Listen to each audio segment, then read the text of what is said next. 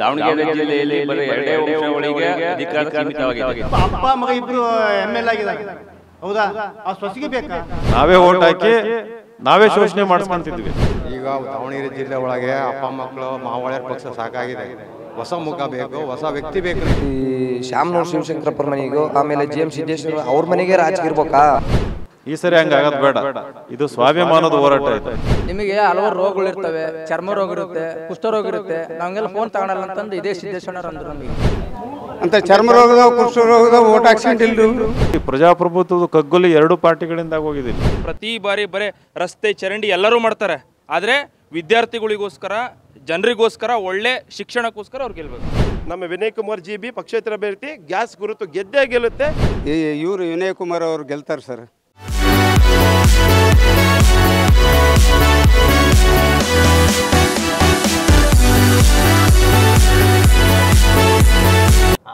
ನಾವು ಹಳ್ಳಿನಲ್ಲಿ ಬೆಳಿಬೇಕಾದ್ರೆ ನಮ್ಮ ತಾಯಿ ಅಲ್ಲಿ ಇನ್ನೊಬ್ಬರ ಮನೆಯಲ್ಲಿ ಕೆಲಸ ಮಾಡ್ಕೊಂಡು ನಮಗೆ ಸಾಕ್ತಾ ಇದ್ದಾರೆ. ನನಗೆ ಬಹಳ ಕಾಡ್ತಿರೋದು ಇವೆರಡು ಸಮಸ್ಯೆ. This is not against Congress, this is not against BJP. So this is for the people. ಯಾಕಂತಂದ್ರೆ ದುಡ್ಡು ಖರ್ಚು ಮಾಡಿ ಜನಗಳು ಪ್ರೀತಿ ವಿಶ್ವಾಸ ಗಳಿಸಕ್ಕೆ ಆಗಲ್ಲ. ಪಾರ್ಲಿಮೆಂಟ್ ಹೋಗ್ತೀನಿ, ಕೆಲಸ ಮಾಡ್ತೀನಿ, ದಟ್ ಟೈಮ್ ಕ್ಲಿಯರ್. ಸ್ನೇಹಿತರೆ ನಮಸ್ಕಾರ. ವಿಶೇಷ ಸಂದರ್ಶನಕ್ಕೆ ತಮ್ಮೆಲ್ಲರಿಗೂ ಪ್ರೀತಿಯ ಸ್ವಾಗತ. ನಾನು ನಿಮ್ಮ ರಾಘವ ಸೂರ್ಯ. ಇವತ್ತು ನಾವು ಮ್ಯಾಂಚೆಸ್ಟರ್ ಆಫ್ ಕರ್ನಾಟಕ, ಬೆಣ್ಣೆನಗರಿ, ದಾವಣಗೆರೆ ಲೋಕಸಭಾ ಕ್ಷೇತ್ರದ ಒಂದು ಚಿತ್ರಣವನ್ನು ಅರಿಲಿಕ್ಕೆ ಬಂದಿದ್ದೇವೆ. ಇಲ್ಲಿಯ ಜನರ ಅಭಿಪ್ರಾಯ ಹೇಗಿದೆ ಅನ್ನೋದನ್ನು ಕೂಡ ನಾವು ತಿಳ್ಕೊಳ್ತಾ ಇದ್ದೀವಿ. ಅದರ ಜೊತೆಗೆ ಪಕ್ಷೇತರ ಅಭ್ಯರ್ಥಿಯಾಗಿ ಸದ್ದು ಮಾಡ್ತಾ ಇರುವಂಥ ವಿನಯ್ ಕುಮಾರ್ GB ಅವರ ಬಗ್ಗೆ ಕೂಡ ನಾವು ಮಾತನಾಡೋಣ.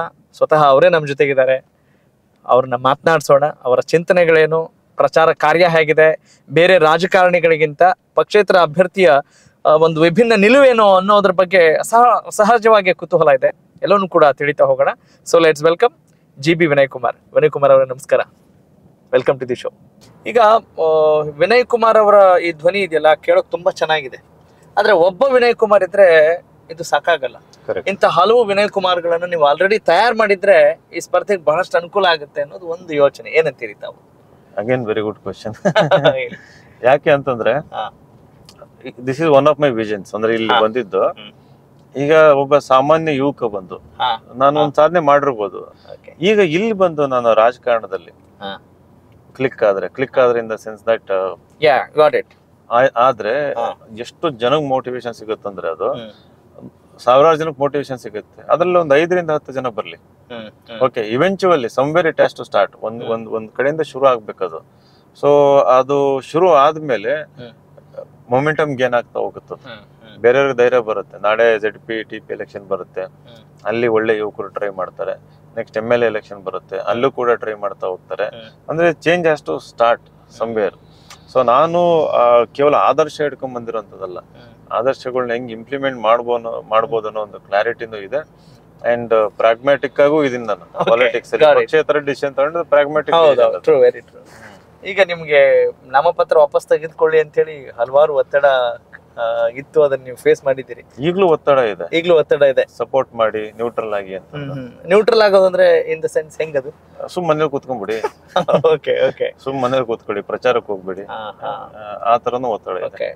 ಓಕೆ, ನಿಮ್ಮನ್ನ ಗಮನಿಸ್ತಾ ಇದ್ರೆ ಬಹುಶಃ ನಿಮ್ಗೆ ನಿಮ್ಮ ಯೋಚನೆಗಳಿಗೆ ಟಿಕೆಟ್ ಸಿಗದೆ ಇದ್ದಿದ್ದೇ ಒಳ್ಳೇದಾಯ್ತು, ಪಕ್ಷೇತರ ಅಭ್ಯರ್ಥಿಯಾಗಿ ಕಣಕ್ಕಿಡಿತಾ ಇರೋದು ಚೆನ್ನಾಗಿದೆ ಅಂತ ನಿಮ್ ಮನ್ಸಲ್ಲಿ ಅನ್ಸಿದ್ಯಾ? ನನಗೆ ಅನಿಸ್ತು, ನಿಮ್ಗೆ ಹಂಗ ಅನ್ಸಿದ್ಯಾ ಅಂತ ಕೇಳ್ತಾ ಇದ್ದೀನಿ. ಇಲ್ಲ ಅಂದ್ರೆ ಈಗ ಯಾಕಂದ್ರೆ ಮತ್ತೆ ಅದೇ ಕಪಿಮುಷ್ಟಿಯಲ್ಲಿ ಅದೇ ಕಬಂಧ ಬಾಹುಗಳಲ್ಲೆಲ್ಲೋ ಸಿಕ್ಕಾಕೊಂಡ್ಬಿಡ್ತಿದ್ರಿ ಅಂತ ಅನ್ಸಲ್ವಾ? ಇಲ್ಲ, ನಾನು ಬಹಳ ಯೋಚನೆ ಮಾಡಿ ಕಾಂಗ್ರೆಸ್ ಆಯ್ಕೆ ಮಾಡ್ಕೊಂಡಿದ್ದೆ. ಅಲ್ಲಿ ಇರೋ ಲೀಡರ್ಸ್ ಒಳ್ಳೆ ಲೀಡರ್ಸ್, ಒಳ್ಳೆ ಸಿದ್ಧಾಂತ ಇರೋಂಥದ್ದೇ. ಪಕ್ಷದಿಂದ ಸಿಕ್ಕಿದ್ರೆ ಅದು ಒಂಥರ ಬೇರೆ ಮಾತು. ಅಂದ್ರೆ ಬಹಳ ಅಪರ್ಚುನಿಟೀಸ್ ಇದೆ ಈಸಿಯಾಗಿ ವಿನ್ ಆಗೋದಕ್ಕೆ. ಈಗಲೂ ಈಗ ಸ್ವಲ್ಪ ಪರಿಶ್ರಮ ಜಾಸ್ತಿ ಆಗ್ಬೇಕಾಗಿದೆ. ಶ್ರಮ ಹಾಕೋದಕ್ಕೆ ಕಷ್ಟ ಹಾಕ್ಬೇಕು ಅಫ್ಕೋರ್ಸ್. ಅದಕ್ಕೆ ಪಕ್ಷೇತರ ನಿಲ್ತಿರೋದು ಒಳ್ಳೇದಲ್ಲ ಅಂತಂದಲ್ಲ. ಯಾಕೆ ಈ ಪಕ್ಷೇತರ ಅಂತಂದ್ರೆ ನಮ್ ಜನಗಳಲ್ಲಿ ಏನಿದೆಯಲ್ಲ ಈಸಿ ಅಕ್ಸೆಪ್ಟೆನ್ಸ್ ಇರಲ್ಲ. ಪಕ್ಷೇತರ ಅಂತ ಬಂದಾಗ ಅದು ಗೊತ್ತಿಲ್ಲ. ನಾನು ಪ್ರತಿ ಊರಿಗೆ ಹೋದಾಗ ಒಂದ್ ಪ್ರಶ್ನೆ ಕೇಳ್ತಿದ್ದೆ, ಟಿಕೆಟ್ ಸಿಗಕ್ಕಿಂತ ಮುಂಚೆ ನಿಮ್ಗೆ ವಿನಯ್ ಕುಮಾರ್ ಬರ್ಬೇಕಿತ್ತಲ್ವಾ? ಹೌದು, ಮೆಜಾರಿಟಿ ಹೌದು, ನಿಮ್ಗೆ ಟಿಕೆಟ್ ಆಗ್ಬೇಕು, ನೀವೇ ಟಿಕೆಟ್ ಸಿಗುತ್ತೆ ಅಂತ ನಾವ್ ಅನ್ಕೊಂತಿದ್ವಿ ಅಂತ ಜನ ಹೇಳ್ತಾರೆ ಎಲ್ಲ ಹಳ್ಳಿನಲ್ಲಿ. ಈಗ ನನ್ಗೆ ಟಿಕೆಟ್ ಸಿಕ್ಕಿಲ್ಲ, ವಿನಯ್ ಕುಮಾರ್ ಚೇಂಜ್ ಆಗ್ಬಿಟ್ನಾ? Correct, obviously. ವಿನಯ್ ಕುಮಾರ್ ಸೇಮೇನೆ. ಅವರು ನಾನ್ ಕಾಂಗ್ರೆಸ್ ಅಲ್ಲಿ ಇದೀನಿ ಅಂತ ವಿನಯ್ ಕುಮಾರ್ ಬೇಕು ಅಂತ ಹೇಳಿರ್ಲಿಲ್ಲ. ವಿನಯ್ ವಿನಯ್ ಕುಮಾರ್ ನೋಡಿ, ವಿನಯ್ ಕುಮಾರ್ ವ್ಯಕ್ತಿತ್ವ ನೋಡೋದು ಇಂಥವ್ರು ಬೇಕು, ಆಳುಬರಲ್ಲ ಬೇಡ, ಅವ್ರ ಫ್ಯಾಮಿಲಿ ಅವ್ರು ಬೇಡ ಅಂತಂದು. ಈಗ ಪಕ್ಷದಲ್ಲಿ ಟಿಕೆಟ್ ತಗೊಂಡಿಲ್ಲ ಅಂದ ತಕ್ಷಣ ವಿನಯ್ ಕುಮಾರ್ ಏನ್ ಚೇಂಜ್ ಆಗಿಲ್ವಲ್ಲ.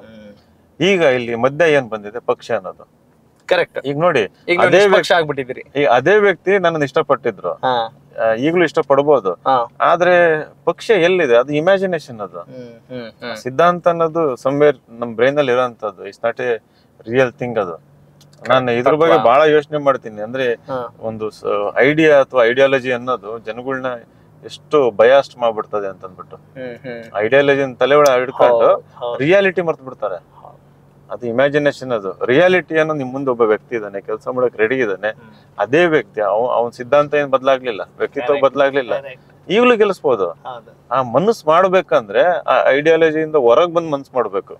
ಈಗ ಐಡಿಯಾಲಜಿ ಅನ್ನೋದು ಒಂದು ಮುಚ್ಚಳ ಇದ್ದಂಗೆ. ಅದು ಹೌದು, ಅದೊಂದು ಡ್ರೆಸ್ ಇದ್ದ ಹಾಗೆ. ಅವ್ನ್ ಬಿಡಿ, ತೆಗ್ದ್ಬಿಡಿ, ಬನ್ನಿ ಹೊರಗೆ. ನಾನು ಇದನ್ನ ಅರಿವು ಮೂಡಿಸೋದಕ್ಕೆ ಪ್ರಯತ್ನ ಮಾಡ್ತಿದ್ದೀನಿ. ಇದು ಪಕ್ಷದಲ್ಲಿ ಇದ್ರೂ ಅಪ್ಲೈ ಆಗ್ತದೆ, ಪಕ್ಷದಲ್ಲಿ ಇಲ್ಲದೆ ಇದ್ರೂ ಅಪ್ಲೈ ಆಗ್ತದೆ.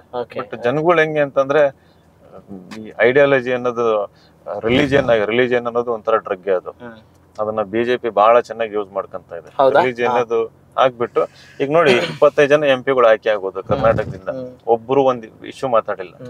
ಪ್ಯೂರ್ಲಿ ಮೋದಿ ಅಲೆನಲ್ಲಿ ಎಲೆಕ್ಟ್ ಆಗಿ ಹೋಗಿರೋ. ಏನು ಹಂಗಂದ್ರೆ ಮೋದಿ ಅಲೆ ಅಂದ್ರೆ ಏನ್? ಮೋದಿ ಅಲೆ ಅಂದ್ರೆ ಅದೇ ಈ ಒಂದು ರಿಲಿಜಿಯನ್ ಕಾನ್ಸೆಪ್ಟ್, ನಾವು ಧರ್ಮ ಉಳಿಸ್ಬೇಕು, ಜೈ ಶ್ರೀರಾಮ್ ಅನ್ನೋ ಒಂದು ಕಾನ್ಸೆಪ್ಟ್ ಇರ್ಬೋದು. ದೇಶ ಡೇಂಜರ್ ಇದೆ, ಪಾಕಿಸ್ತಾನದಿಂದ ನಾವು ಕಾಪಾಡ್ಬೇಕು, ಅದಕ್ಕೆ ಮೋದಿ ಕಾಪಾಡ್ತಾರೆ ದೇಶ ಅನ್ನೋದನ್ನ ತಲೆಯಲ್ಲಿ ತುಂಬಿ ಇಲ್ಲಿ ಕತ್ತೆ ನಿಲ್ಸಿದ್ರು ವಿನ್ ಆಗ್ಬೇಕು, ಆ ರೀತಿ. ಅಂದ್ರೆ ಎಲ್ಲಾ ಕತ್ತೆಗಳನ್ನ ನಿಲ್ಸಿದಾರೆ ಅಂತೀರಿ ನೀವು? ಎಕ್ಸಾಂಪಲ್ ಹೇಳ್ತಾ ಇರೋದು. ಪಾಪ ಅವ್ರಿಗೆ ಪಾಪ ಕತ್ತೆಗಳು ಅಂದ್ರೆ ಕತ್ತೆಗಳಿಗೆ ಅವಮಾನ ಆಗ್ತದೆ. ಬಟ್ ನಾನೇನ್ ಹೇಳ್ತೀನಿ, ಐ ಮೀನ್ ನೀವು ಕತ್ತೆ ಅನ್ನೋ ಒಂದು ಶಬ್ದ ಬಳಸಿದಕ್ಕೆ ನಾನು ಹೇಳ್ಬೇಕಾಯ್ತು. ಅಲ್ಲ, ಆ ಒಂದು ಪ್ರತೀತಿ ಇದೆ. ಈಗ ಇಂದಿರಾ ಗಾಂಧಿ ನಾನ್ ನುಡಿ ಅಂತಾರಲ್ಲ, ಹಂಗೆ ಕತ್ತೆ ನಿಲ್ಸಿರೋದು ಓಟ್ ಹಾಕ್ತಿವಿ ಕೆಲವರು. ಇಂದಿರಾ ಗಾಂಧಿ ಅವರು ಕಾಲದಲ್ಲೂ ಹೇಳ್ತಾ ಹಾಗೆ ತಪ್ಪದು ಅಲ್ವೇ? ತಪ್ಪದು, ಆತರ ಆಗ್ಬಾರ್ದು. ಸರ್, ಈಗ ನೀವು ನಮ್ಮ again I am asking the same question. ಈಗ ಬಹಳ ಸುಲಭ ಇದೆ ಇದು, ನಾವು ಮಾತನಾಡುವಾಗ ಚರ್ಚೆ ಮಾಡ್ಲಿಕ್ಕೆ ತತ್ವ ಸಿದ್ಧಾಂತ ಅನ್ನೋದು ಬಹಳ ಸುಲಭ. ಆದ್ರೆ ಜನ ಮನ್ಸು ಮಾಡಬೇಕು ಅಂತ ಹೇಳಿದ್ರಲ್ಲ ಒಂದ್ ಮಾತು, ಆ ಮನಸ್ಸು ಮಾಡೋದಕ್ಕೆ ನಿಮ್ಮ ಪ್ರಯತ್ನ ಹೆಂಗಿದೆ? ಬರೀ ಈಗ ನೀವು ಯುದ್ಧ ಕಾಲ ಶಸ್ತ್ರಾಭ್ಯಾಸ ಅನ್ನೋ ತರದಲ್ಲಿ ಫೀಲ್ ಆಗ್ತಾ ಇಲ್ವಾ ಅಂತ? ಇಲ್ಲ, ಆಕ್ಚುಲಿ ನಾನು going to the door steps. ನಾನು ಕುತ್ಕೊಂಡು ಸಂವಾದ ಮಾಡ್ತೇನೆ, ಡಿಸ್ಕಸ್ ಮಾಡ್ತಾ ಇದ್ದೀನಿ. ಅಂತಂದ್ರೆ ಕೇವಲ ಇಟ್ಸ್ ವೆರಿ ಡಿಫಿಕಲ್ಟ್, ಬಟ್ ಜನಗಳಿಗೆ ದಾವಣಗೆರೆ ಅಂತ ಕ್ಷೇತ್ರದ ರಿಯಲೈಸೇಷನ್ ಆಗ್ತಾ ಇದೆ. ಎಕ್ಸಾಂಪಲ್ ಆಗ್ತಾ ಇದೆಯಾ? ಇವಾಗ ನೋಡಿ, ಒಬ್ಬ ಅಭ್ಯರ್ಥಿ ಅವ್ರ ಮನೆ ಮುಂದೋಗಿ ಅವ್ರ ಜೊತೆ ಕೂತು ಡಿಸ್ಕಸ್ ಮಾಡ್ತಾನೆ, ಮುಕ್ತವಾಗಿ ಬೆರಿತಾನೆ, ಎಲ್ಲ ಮಾಡ್ತಾರೆ. ಇನ್ನೊಬ್ರು ಬರೋದಿಲ್ಲ, ರೈಟ್? ಅವ್ರ ಡಿಫ್ರೆನ್ಸ್ ಗೊತ್ತಾಗುತ್ತೆ, ಹೌದಲ್ಲ? ಈಗ ನಮಗ್ ಬೇಕಾಗಿರೋದೇನು, ಕೆಲಸ ಮಾಡ್ಕೊಡೋ ವ್ಯಕ್ತಿ, ನಮಗೆ ಈಸಿಯಾಗಿ ಸಿಗೋ ವ್ಯಕ್ತಿ, ಸ್ಪಂದಿಸೋ ವ್ಯಕ್ತಿ ನಮಗೆ ಬೇಕಾಗಿರೋಂಥದ್ದು. ಅವ್ರು ಇನ್ನೊಬ್ರು ಇದಾರೆ, ಆ ರೀತಿ ಸಿಗಲ್ಲ, ನಮಗೆ ಬರಲ್ಲ. ಅವರು ಆ ಕಾಂಟೆಕ್ಸ್ಟ್ ಅಲ್ಲಿ ನನ್ನ ಆಗ್ಲೇ ಹೇಳಿದ್ನಲ್ಲ, ಅದನ್ನ ಅರ್ಥ ಮಾಡ್ಕೊಂತಾರೆ. ನಾವು ರೀಚ್ ಆಗ್ಬೇಕು, ನಾವು ಜನಗಳಿಗೆ ರೀಚ್ ಆಗ್ಬೇಕು. ನಾವು ಕೇವಲ ಸೋಷಿಯಲ್ ಮೀಡಿಯಾದಿಂದ ರೀಚ್ ಆಗಕ್ಕಾಗಲ್ಲ, ನಾವು ರಿಯಲ್ ಆಗಿ ಹೋಗಿ ಮಾತಾಡ್ಬೇಕು. ಚೇಂಜ್ ಆಗೇ ಆಗ್ತಾರೆ ಜನಗಳು. ಇಟ್ ಟೇಕ್ಸ್ ಟೈಮ್, ಇಂಟ್ರೋಸ್ಪೆಕ್ಷನ್ ಇರಬೇಕು, ಸಿಕ್ಕಾಪಟ್ಟೆ ಹಾರ್ಡ್ ವರ್ಕ್ ಮಾಡ್ಬೇಕು ಈ ನಿಟ್ಟಿನಲ್ಲಿ. ನಾನು ಅದಕ್ಕೆ ಹೇಳಿದ್ದು, ಸೋತ್ರು ಈ ಕೆಲಸ ಮುಂದುವರಿತದೆ ಅಂತ ಅಂದ್ಬಿಟ್ಟು. ಅಂದ್ರೆ ಮುಂದೊಂದಿನ ಒಳ್ಳೆ ವ್ಯಕ್ತಿಗಳನ್ನ ಆಯ್ಕೆ ಮಾಡ್ಬೇಕು ರಾಜಕಾರಣದಲ್ಲಿ. ನಾಳೆ ಪಂಚಾಯತ್ ಎಲೆಕ್ಷನ್ಸ್ ಇರ್ಬೋದು, MLA ಎಲೆಕ್ಷನ್ ಇರ್ಬೋದು. So I think somewhere it has to start. ಇಲ್ಲ ಅಂದ್ರೆ ನಾನು ಆಗ್ಲೇ ಹೇಳ್ದಂಗೆ ಇನ್ಇಕ್ವಾಲಿಟಿ ಅನ್ನೋದು ಪರ್ಮನೆಂಟ್ ಉಳ್ಕೊಳ್ತದೆ. ಅವ್ರು ಯಾರೋ ದುಡ್ಡು ಇರೋರು ಬರ್ತಾರೆ, ಈಗ ಇವ್ರೆಲ್ಲ ಟಿಕೆಟ್ ತಗೊಂಡ್ ಬಂದಿರೋದು ಅವ್ರ ಆಸ್ತಿ ಕಾಪಾಡ್ಕೊಳ್ಳೋದಕ್ಕೆ. 100% ಹಂಗೇನೆ, ಅವ್ರ ಆಸ್ತಿ ಅಧಿಕಾರ ಕಾಪಾಡ್ಕೊಳಕ್ಕೆ. ಅವ್ರಿಗೆ ಜಾಸ್ತಿ ಅಧಿಕಾರ ಏನಕ್ ಬೇಕಂದ್ರೆ ಮಾಡಿಟ್ರು ಜಾಸ್ತಿ ಆಸ್ತಿನ ಕಾಪಾಡ್ಕೊಳ್ಬೇಕು. ಹಂಗೇನೆ ಸರ್ವಿಸ್ ಮಾಡೋದಾಗಿದ್ರೆ ಇಷ್ಟು ದಿನ 30 ವರ್ಷ ಏನ್ ಅಧಿಕಾರಕ್ಕೆ ಬಂದ್ರೆ ಆಸ್ತಿ ಕಾಪಾಡ್ಕೊಳ್ಳೋದು ಸುಲಭ ಅಂತ ಅನ್ಸುತ್ತಾ ನಿಮ್ಗೆ? ಅದನ್ನು ಕಷ್ಟನೇ. ಈಗ ನೋಡಿ ಅಂತ CM ನೇ ಜೈಲಿಗೆ ಹಾಕಿದ್ದಾರೆ, ಹಾಕಿದ್ದಾರೆ. ಬಟ್ ಅವ್ರಿಗೆ that is the only way ಅಂತ ಅವ್ರ ಯೋಚನೆ. ಏನೋ ಸ್ವಲ್ಪ ಟ್ರೈ ಮಾಡೋಣ ಅಂತ ಅಂದ್ಬಿಟ್ಟು ಹಂಗೆ. ಅಂದ್ರೆ ಇವ್ರ ಆಲೋಚನೆಗಳು ಹೀಗಿರುತ್ತವೆ. ಅಂದ್ರೆ ರಾಜಕಾರಣದಲ್ಲಿ ಆಸ್ತಿ ಕಾಪಾಡ್ಕೊಳ್ಳೋಕೆ ಬಹುತೇಕರು ಹಂಗ್ ಬರ್ತಾರೆ ಅನ್ನೋ ಒಂದು ಯೋಚನೆ. ಬಹುತೇಕರು ಗೊತ್ತಿಲ್ಲ, ದಾವಣಗೆರೆನಲ್ಲಂತೂ ಪಕ್ಕ ಅಂತೀರಿ. ಓಕೆ, ಯಾರು ತಮಗೆ ಪ್ರಬಲ ಸ್ಪರ್ಧಿ ದಾವಣಗೆರೆ ಲೋಕಸಭಾ ಕ್ಷೇತ್ರದಲ್ಲಿ? ಪ್ರಬಲ ಸ್ಪರ್ಧಿ ಪ್ರತಿಸ್ಪರ್ಧಿ ಯಾರು? ಅದೇ ಪ್ರತಿಸ್ಪರ್ಧಿ ಇವಾಗ ಏನಾಗಿದೆ, ಇಬ್ರು ಕ್ಯಾಂಡಿಡೇಟ್ಸ್ ಅವರು ಫ್ಯಾಮಿಲಿ ಬ್ಯಾಕ್ ಗ್ರೌಂಡ್ ಮೇಲೆ ಟಿಕೆಟ್ ತಗೊಂಡ್ಬಂದಿರೋಂಥದ್ದು. ಇನ್ನೊಬ್ರು ನಾವು ಮೋದಿ ಹೆಸರಲ್ಲಿ ಓಟ್ ಕೇಳ್ತಿದ್ದಾರೆ ಬಿಜೆಪಿ ಅವರು. ಸೊ ಕಾಂಗ್ರೆಸ್ನವರು ಗ್ಯಾರಂಟಿ ಹೆಸರಲ್ಲಿ ಓಟ್ ಕೇಳ್ತಾ ಇದಾರೆ, ಮತ್ತೆ ಅವ್ರ ಫ್ಯಾಮಿಲಿ ಏನು ಸರ್ವಿಸ್ ಮಾಡಿದ್ರು ಅನ್ನೋ ಒಂದು ಹೆಸರಲ್ಲಿ ಓಟ್ ಕೇಳ್ತಾ ಇದಾರೆ. ಸೊ ಈಗ ಇರೋ ವಾಸ್ತವದ ಪ್ರಕಾರ, ಅರಿಥಮೆಟಿಕ್ ಪ್ರಕಾರ ಕಾಂಗ್ರೆಸ್ 3rd ಪ್ಲೇಸಿಗೆ ಹೋಗಿದೆ ಅಂತ ನನ್ನ ಅನುಭವ. ಯಾಕೆಂತಂದ್ರೆ ಏನು ವಿನಯ್ ಕುಮಾರ್ಗೆ ಕಾಂಗ್ರೆಸ್ ಟಿಕೆಟ್ ಸಿಗ್ಬೇಕಿತ್ತು ಅನ್ನೋದೊಂದು ಒಪಿನಿಯನ್ ಇತ್ತು. ಅವರೆಲ್ಲರೂ ಈಗ ನನ್ನ ಪರ ಶಿಫ್ಟ್ ಆಗ್ತಾ ಇದಾರೆ. ನಾನು ಆಗ್ಲೇ ಹೇಳ್ದಂಗೆ ಈಗ ಫಸ್ಟ್ ಬಿಜೆಪಿ ಯಾಕೆ ಅಂತಂದ್ರೆ not because of the candidate, because of the Narendra Modi. ಅಲ್ಲಿ ಅದು ಇವಾಗ ಇಲ್ಲಿ ದಾವಣಗೆರೆ ನೀವು ನೋಡ್ರಂಗೆ ಲಾಸ್ಟ್ 6 ಎಲೆಕ್ಷನ್ ಬಿಜೆಪಿನೇ ಗೆಲ್ತಾ ಬಂದಿರೋಂಥದ್ದು. ಲಾಸ್ಟ್ 2 ಎಲೆಕ್ಷನ್ ಮೋದಿ ಅಂತ. ಮತ್ತೆ ಯೂತ್ ಫಾರ್ ಸಮ್ ರೀಸನ್ಸ್, ಆಮೇಲೆ ನಿಮ್ಗೂ ಗೊತ್ತಿದೆ caste factor, certain forward caste traditionally ಬಿಜೆಪಿಗೆ ಓಟ್ ಹಾಕಂತ ಬಂದಿರೋಂಥದ್ದು.